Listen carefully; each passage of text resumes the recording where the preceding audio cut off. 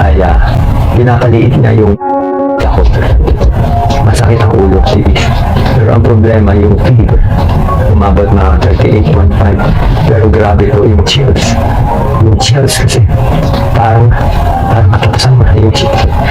Yan ang ilan sa pinakahuling update si Doc Willie Ong patungkol sa kanyang laban sa sarcoma cancer. According to them, ay naibsan na nga ang ilan sa mga manas sa kanyang pangangatawan mula leeg, sa kanyang tiyan, paglaki ng kanyang tiyan, at pamamaga ng kanyang mga binti, na ito po ay nangangahulugan siya po ay nagkakaroon ng manas dahil po sa kanya pong sarcoma cancer.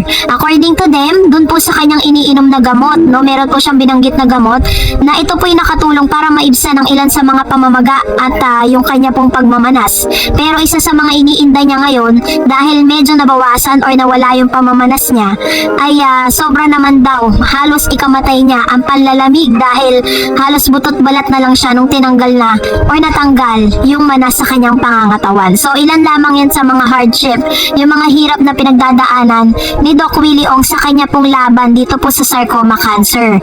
And isa rin sa mga ibinalita ni Doc Willie Ong na dinalaw sa pagdalaw nga ni Isko Moreno, sinabi ni Isko ang tunay na kalagayan nitong si Doc Willie Ong kung saan lumipad siya papunta ng Singapore. According po sa ilang mga news outlets, Isko Moreno binisita si Doc Willie sa Singapore. Sabi niya mahina pa siya, marami pa siyang chemotherapy na kailangan pagdaanan. Ilang araw daw di umano matapos ibalita ni Doc Willie Ong na meron siyang sarcoma or abdominal cancer, personal siyang binisita ng TV host actor na si Isko Moreno. Lumipad patungo Singapore si Yorme para makita at makamusta ng face-to-face ang cardiologist at online health personality sa gitna ng pakikipaglaban sa kanyang matinding karamdaman.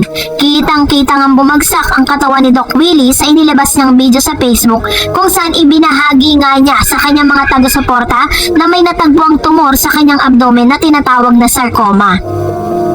Agad naman na nagtungo si Doc Willie sa Singapore para sa kinakailangang medical treatment, kabilang na ang chemotherapy.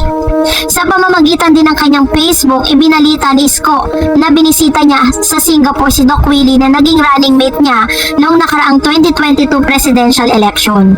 Nagkita kami, sabi ni Mayor, here in Singapore. Mahina pa, sabi niya. Marami pang chemo session ang gagawin ang pahayag ni Yorme. Ipinarating din ng dating alkalde ng Maynila ang mensahe ng tinaguriang doktor ng bayan para sa lahat ng mga Pilipino na nagmamahal at sumusuporta sa kanya.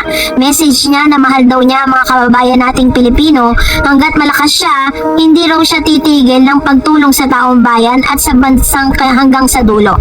Sabi ni Isko patungkol sa mensahe ni Doc Willie. Nauna na rin nangakong patuloy siyang ipagdarasal ang paggaling ng kanyang kaibigan. Apektado naman si Yorme sa pinagdaraan ng pagsubok ngayon ni Doc Willie matapos siyang mapanood ang video nito kung saan ibinalita nga tungkol sa kanyang pagkakaroon ng cancer. Nalulungkot daw siya sa natanggap na masamang balita, pero naniniwala siya na hindi magpapabaya ang kaibigang doktor at lalabanan nito ang kanyang cancer. Nalulungkot ako, sabi niya, at the same time hoping for his quick recovery. Sabi ko marami nagmamahal sa kanya at umaasa sa mga bagay, mga gabay at payo niya sa kalusugan ng mga kababayan natin. Sabi ni Isko sa naturang panayam.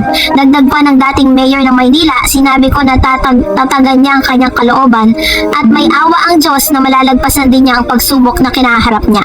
Sabi pa ni Yorme, nakausap din daw niya ang asawa ni Doc Willie na si Dr. Annalisa Ramoso. Nangako raw siya na sa may bahay ni Doc Willie na patuloy niyang ipagdarasal ang mabilis sa paggaling nito. So ganito po yung naging pahayag ng dating mayor na si Yorme Isko Moreno. Pero alam niyo po ba na sa kabila ng lahat ng ito, sa kabila ng lahat ng mga stress at sakit na pinagdaraanan ni Doc Willie Ong, ay sinasabi niya na isa sa mga naging rason at nag-trigger sa kanya pong cancer is yung stress dahil po sa politics. Pero sa isang article na isulat dito na si Doc Willie Ong di umano ay tila baga parang nirerekomenda or parang siya po ay sinasama sa isang party list kung saan siya po yung tinagurang senatorial candidate this coming election. The Independent Party Action Democratico, founded by the late Senator Raul Roco, will field 2 senatorial candidates in the 2025 midterm election, Party President Isko Moreno announced yesterday. Moreno, a former mayor Mayor of Manila said Action Democratic would be endorsing Agri-Party List Representative Wilbert Lee and Doc Willie Ong as their senatorial candidates. So, sinasabi dito ni dating Mayor ng Maynila na parang gusto pa rin, no? Gusto pa rin daw talagang tumakbo bilang isang senador. Ito pong si Doc Willie Ong, kahit mo pinagdadaanan siya. Sa kanya pong video na ipinapost sa kanyang YouTube channel, sinabi niya or nakipag-usap siya sa kanyang doktor na gusto niyang gumaling dahil gusto niya nga daw tumakbo muli or sumabak ulit sa paparating na eleksyon. Sabi niya pa, on Saturday, Dr. Ong, a cardiologist, revealed that the doctor had found 6 times 13 times 12 cm sarcoma in his abdomen, hidden behind his heart and in front of his spine.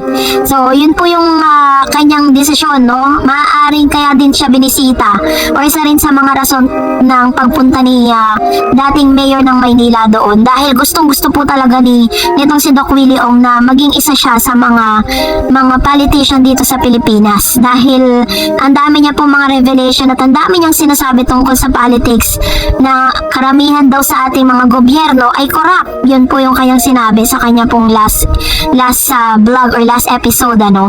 Pero syempre, katulad po ng kanyang hangarin na makatulong, sinabi niya na natutuwa siya dun po sa treatment na binibigay sa kanya ng Singaporean hospital and Singaporean doctors kung saan napakabilis, no, ng mga panggamutan at gusto niya din daw na dalhin yung kind of yung health facilities and yung sistema ng kalusugan na meron po ang Singapore sa Pilipinas. Yun po yung kanyang ninanais.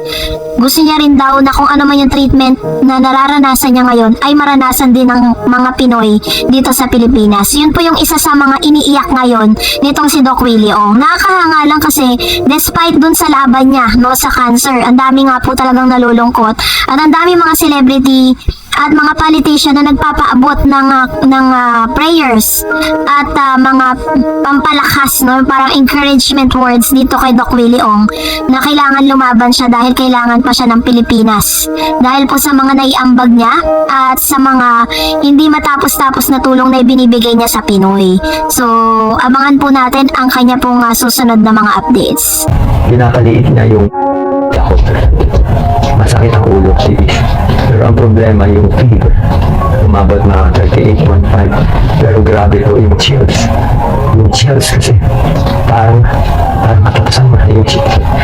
Pero kung nagustuhan mo ang video na ito, huwag mo kalimutang mag-like, mag-share, at mag-subscribe at i-follow mo na rin ang aking Facebook page, Dareds TV. And also, I have my TikTok account which is Dareds TV. Pwede nyo rin po akong i-follow doon.